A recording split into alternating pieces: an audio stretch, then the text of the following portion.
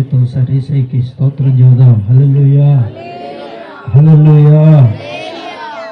ఇటువంటి ప్రోగ్రాలు, మంచి కార్యాలు జరిగేటప్పుడు అన్ని రకాల వ్యక్తిత్వాలు కలిగిన వాళ్ళు వస్తారు. ఎందుకు మిమ్మల్ని కూర్చోబెట్టామంటే ఊరంతా తిరుగుతారు, ఉపయోగం లేదు అని కొంచెం వంట చేయటం ఆలస్యమైంది, అందుకోసమే మిమ్మల్ని కూర్చోబెట్టాం. అది అయిపోయిందని మనకు సిగ్నల్ వచ్చిన వెంటనే ముగించబడుతుంది. మీరెవరు కంగారు పడద్దు, తొందరపడద్దు. దేవుడు అన్ని విషయాల్లో సమయానికి మనకి సహాయం చేయనుగాక. అందరికీ వందనాలు. దేవుని ఎరిగిన వారైనా ఎరగని వారైనా వందనాలు అనేది ఒక శుభ సూచకమైన మాట. అయితే ఈ మధ్యాహ్నపు వేళ మనమందరం వచ్చినటువంటి ఉద్దేశం ఒకటే, సుసన్నాని ఆశీర్వదించి వెళ్ళాలి. ఏవైనా కట్న కానుకలు తీసుకొని వస్తే అవి ఇచ్చి ఫోటో దిగి వెళ్ళాలని మీకు అన్ని అనుకూలతలు ఉన్నాయి, ఇంకేం కాలేదు. కనుక ఒక మాట యవ్వన కాలాన్ని గురించి మీకు తెలియపరుస్తాను.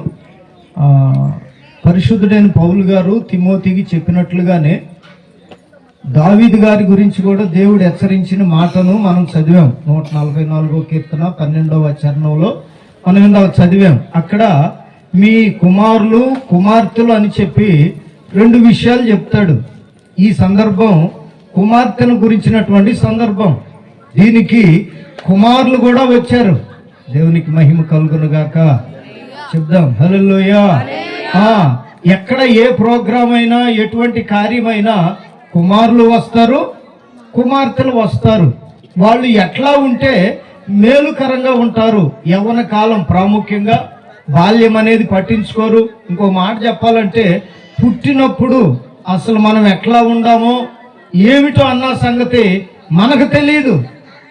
మనల్ని కన్నా తల్లిదండ్రులకే తెలుస్తుంది.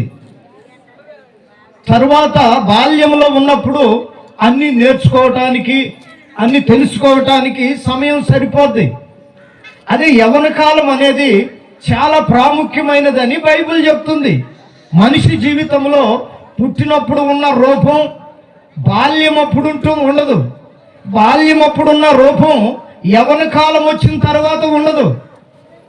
అందుకని ప్రియమైన వాళ్ళారా, ప్రాముఖ్యమైన వయసు ఏంటంటే యవ్వన కాలమే. చేతులెత్తి దేవుని స్తోత్రం చేద్దాం. హల్లెలూయా.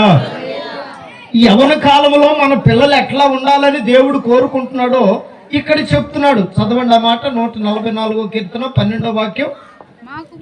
మా కుమారులు తమ యవ్వన కాలమందు ఎట్లానట? ఎదిగిన మొక్కల వలె ఉన్నారు. నెంబర్ 2, మా కుమార్తెలు నగరునకై చెక్కిన మూల కంబముల వలె ఉన్నారు. పిల్లలు కలిగిన వాళ్ళందరూ చప్పట్లు కొట్టేసేయండి, మహింపరచండి. పిల్లలు ఉన్న వాళ్ళందరూ కొట్టాలి. మాకు తెలియదులే అనుకోమాకండి. దేవునికి స్తోత్రం కలుగును గాక.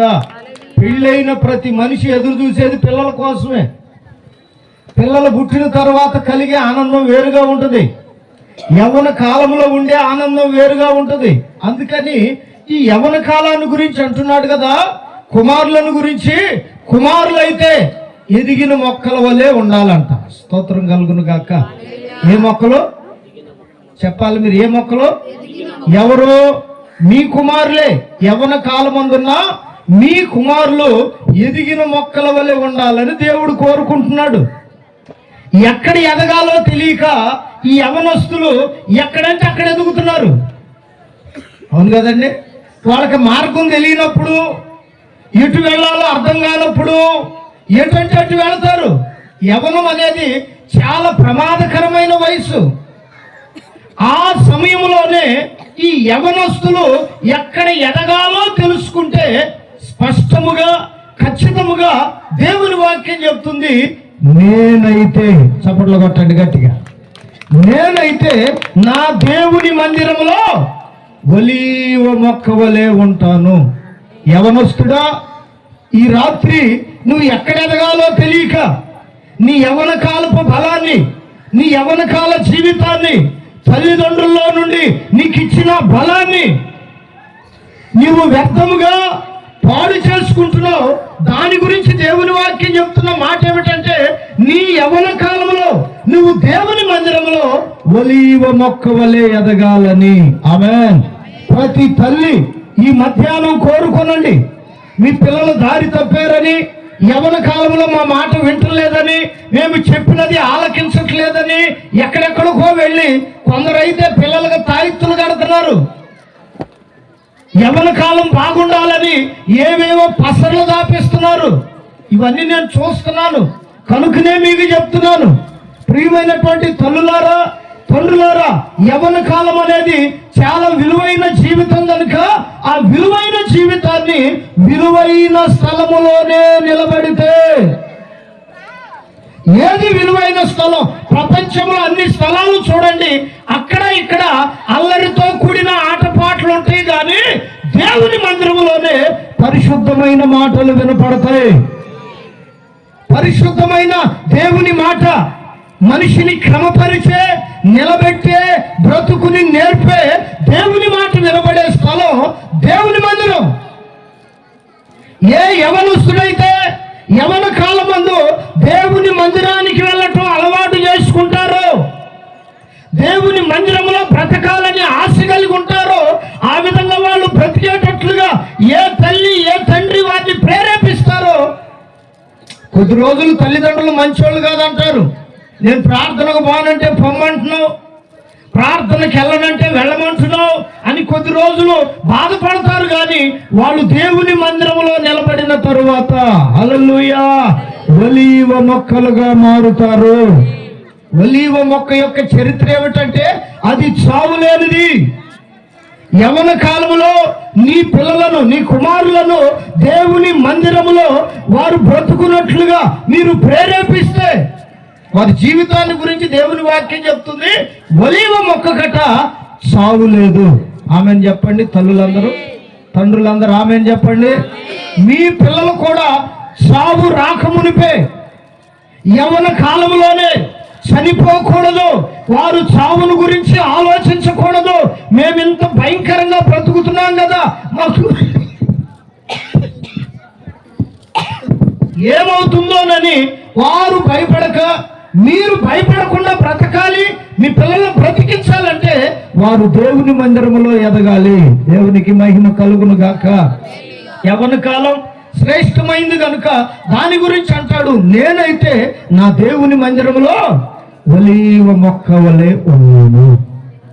కావాలంటే చూడండి, దేవుని యందు భయభక్తులు కలిగిన యవ్వనస్తుడైన యోసేపు తన యవ్వన కాలాన్ని దేవునికి అప్పగించుకున్నందువలన ప్రతి విషయంలో దేవుడు చూస్తున్నాడని భయపడేవాడంట. చప్పట్లు కొట్టండి గట్టిగా. యవ్వనస్తులకు లేని భయం ఏంటంటే దేవుడు చూస్తున్నాడని భయపట్ల. మా అమ్మ ఉందా, మా నాన్న ఉన్నాడా, మా ఊరోళ్ళు ఎవరన్నా ఉన్నారా, తెలిసిన వాళ్ళు ఎవరైనా ఉన్నారా, మనం బండి మీద పోయేది చూసారా, సినిమాకి వెళ్ళేది చూసారా, పార్కుల్లోకి వెళ్ళేది చూసారా అని మనుషులను బట్టి భయపడటం వల్ల యవనస్తులు అనేవాళ్ళు దేవుని మందిరంలో నిలబడలేకపోతున్నారు. దేవుని మందిరానికి రావటానికి వారి మనస్సు అంగీకరించట్లేదు.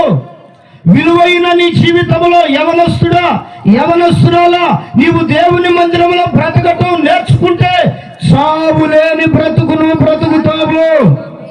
యేసుక్రీస్తు ఏ విధంగా మరణించి తిరిగి లేచాడో మనకు చావు రాకూడదనే ఆయన తిరిగి లేచిన దేవుడై ఉన్నాడు. స్తోత్రం కలుగును గాక.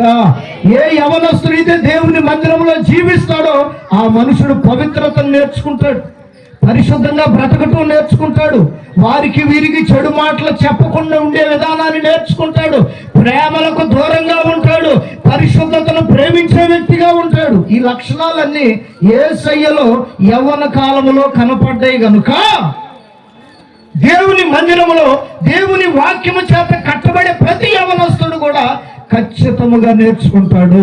దేవునికి మహిమ కలుగును గాక. రెండో విషయం అక్కడ ఉంది, అదేమిటంటే మా కుమార్తెలు నగరుకై చిక్కిన మూల కంబముల వలె ఉన్నారు.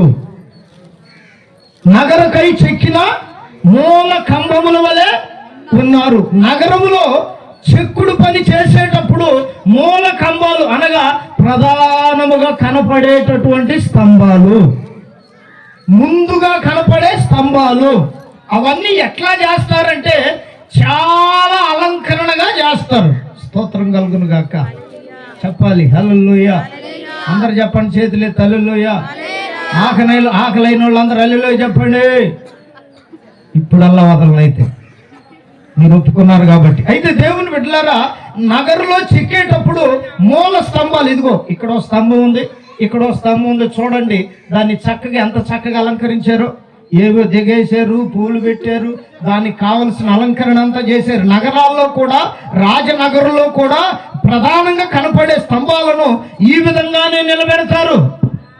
కుమార్తె ఎట్లా ఉండాలంటే వాటి వలె కనపడాలంట. స్తోత్రం కలుగును గాక.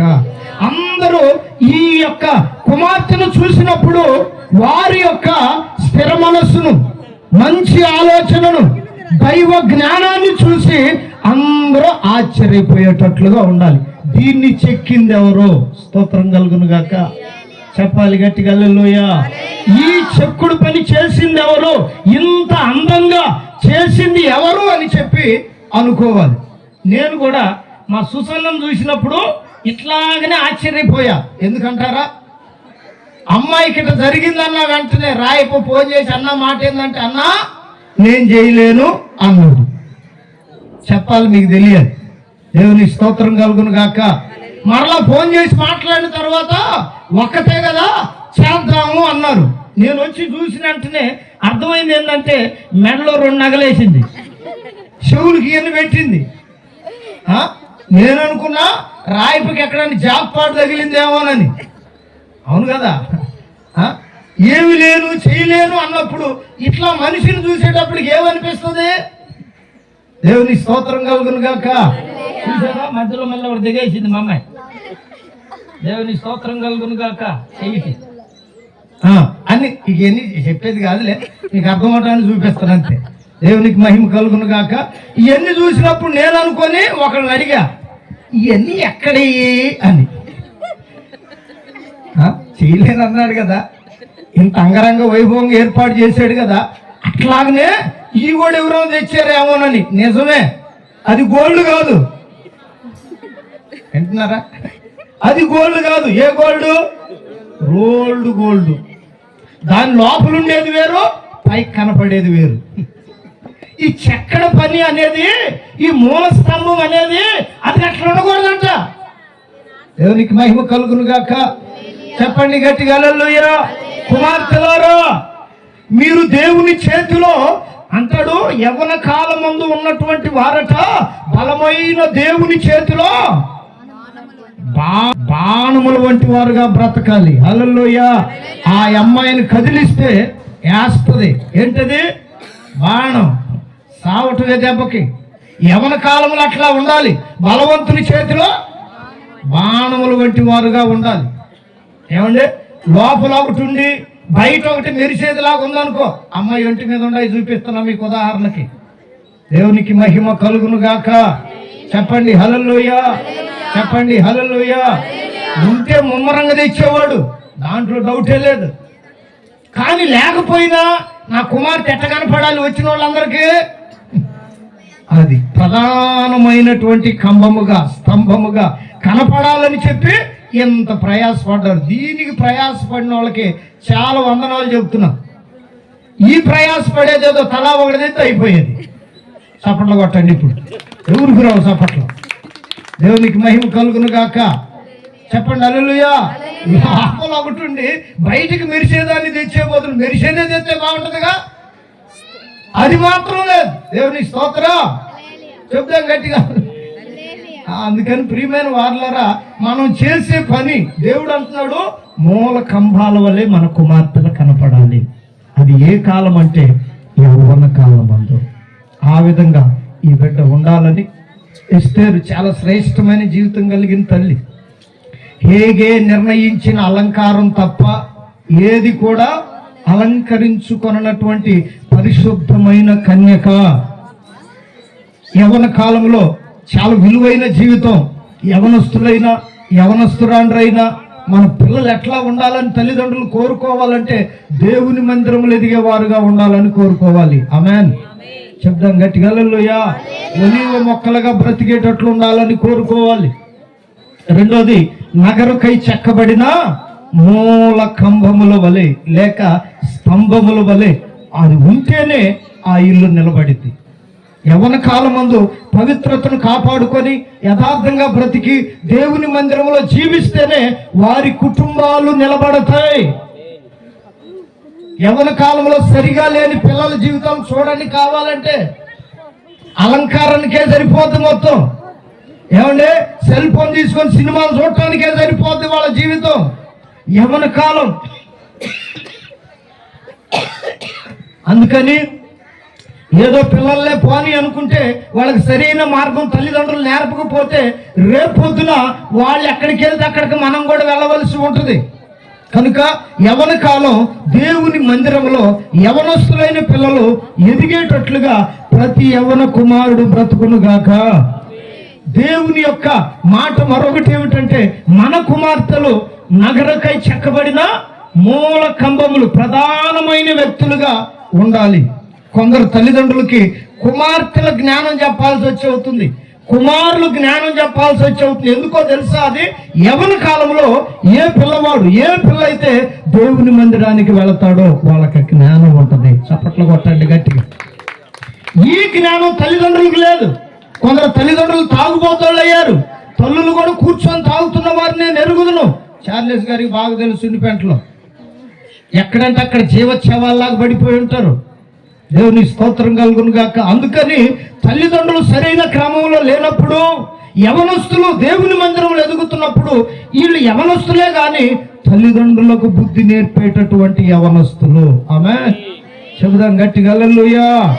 అందుకని యవన కాలం చాలా విలువైనది, పవిత్రమైనది. కనుక యవన కాలంలో మా బిడ్డ సుసన్న ఓ మంచి జ్ఞానవంతురాలుగా ఎస్తేరు వలె రాజనగర్లో అనగా దేవుని మందిరంలో ఎదిగేటటువంటి బిడ్డగా దేవుడు దీవించాలి. ఆమేన్. చెప్పండి ఆమేన్. ఆమేన్. యవనస్తులైన బిడ్డలు ఎవరైనా ఉంటే ప్రభు పేరట దేవుని సేవకుడిగా దండం పెట్టి చెబుతున్నా, ఎక్కడంటే అక్కడికి వెళ్ళకండి. కాలం బాగోలేదు, ఏమి చేయకపోయినా చేస్తున్నారని నిందలు వేయబడుతున్న కాలం ఇది. ఎక్కడికంటే అక్కడికి వెళ్ళకండి. ప్రతి ఆదివారం దేవుని మందిరంలో కనపడండి. ఆమేన్. మీ పిల్లలు దేవుని మందిరంలో ఉంటే వారు పెద్దయిన తరువాత అనేకులకు ఆశీర్వాదకరంగా మార్చబడతారు. బిడ్డ కొరకు ప్రార్థన చేద్దాం. మనం అందరు కూడా రెండు చేతులు ఆకాశం వైపు అయితే 2 నిమిషాలు మన కొరకు మనం ప్రార్థన చేసుకుందాం. తదుపరి బిడ్డ కొరకు ప్రార్థన చేద్దాం.